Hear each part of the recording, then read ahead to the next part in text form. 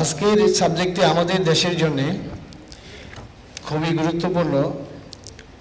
এখানে the legality of the international crimes tribunal act 1973। আমাদের দেশে আমরা সাধারণত দেখি যে অনেক আন্তর্জাতিক ক্ষেত্রে যারা ক্রাইম করে তারা বাংলাদেশকে রুট হিসাবে ব্যবহার করে বিভিন্ন ক্ষেত্রে, এবং আপনারা লক্ষ্য করেছেন যে বিভিন্ন সময় গোল্ড নিয়ে, বৈদেশিক মুদ্রা নিয়ে, এবং আমরা ধরি 10টা অস্ত্রের কথা, এটাও মিথ্যা হবে না। তো আমাদের দেশটাকে তারা ব্যবহার করছে, ইন্টারন্যাশনাল ক্রাইম যারা করে আমাদের দেশটাকে তারা রুট হিসাবে ব্যবহার করছে। সেইখানে আমাদের দেশে ইন্টারন্যাশনাল আইন অনুযায়ী বিচার হচ্ছে কিনা, এবং আমাদের দেশের আইন ক্রিমিনাল ল যেটা আমাদের আইন প্রণয়তা করেছেন, যেমন আমি আপনাদের একটা উদাহরণ দিয়ে বুঝাচ্ছি। মাদক দ্রব্য 25 গ্রামের উপরে হলে মৃত্যুদণ্ডের বিধান আছে পর্যন্ত, পজিশনে থাকলেই হবে,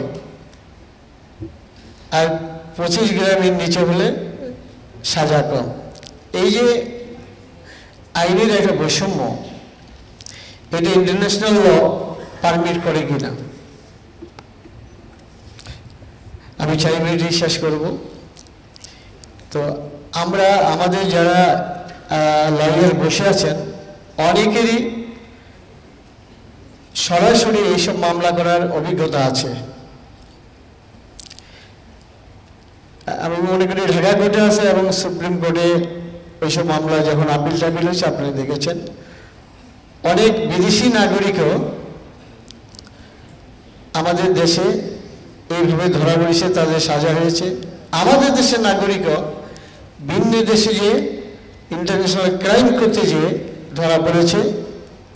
আমাদের দেশে যারা প্রতিনিধি বিভিন্ন দেশে আছে তারা কিন্তু আমাদের দেশের নাগরিকদেরকে বাহির করার জন্য যেটা ইন্টারন্যাশনাল ট্রাইব্যুনাল অ্যাক্ট অনুযায়ী যে আইনটা ফলো করা উচিত, আমাদের দেশের রিপ্রেজেন্টেটিভ যারা বিভিন্ন দেশে বসবাস করেন তারা কিন্তু আমাদের দেশের নাগরিকদের বাহির করার জন্য বিন্দুমাত্র পদক্ষেপও নেন না। তো আজকে আসলে আমাদের জগদীশ সরকার স্যার, টিএস খান সাহেব এবং আমাদের বিচারপতি রব সাহেব, ওনারাও এই ব্যাপারে ভালো বলতে পারবেন। প্রচুর অভিজ্ঞতা আছে টিএস খান স্যারের। তো আজকে ইন্টারন্যাশনাল বার কর্তৃক যে সকল রিকমেন্ডেশন করা হয়, আপনারা আপনাদের কাছে নিশ্চয়ই বইটা অনেকে পেয়েছেন, এইখানে ভালো কিছু দিয়েছে।